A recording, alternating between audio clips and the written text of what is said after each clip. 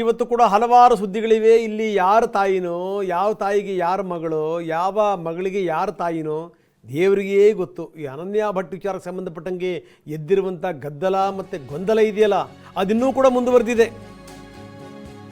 ಸುಜಾತಾ ಭಟ್ ಅವರಿಗೆ SIT notice ಕೊಟ್ಟಿದೆ. ನೀವು ನಿಜಕ್ಕೂ ಅನನ್ಯ ತಾಯಿನ, ನೀವು ಕೊಟ್ಟಿರುವಂಥ ಫೋಟೋ ಯಾರದ್ದು ಎಲ್ಲ ಮಾಹಿತಿ ತಗೊಂಬನ್ನಿ.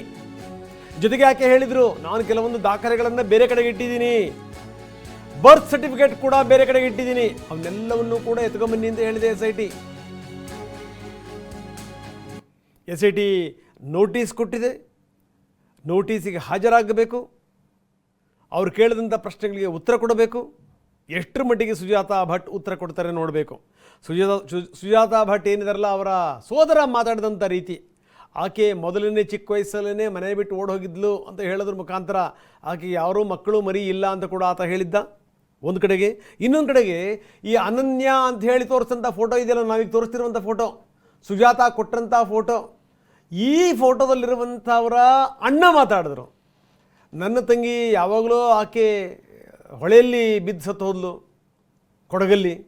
ಆಕೆ ಫೋಟೋನ EMI ಯಾಕೆ ತೋರಿಸ್ತಾ ಇದ್ದಾರೆ, ಏನು ಎತ್ತ?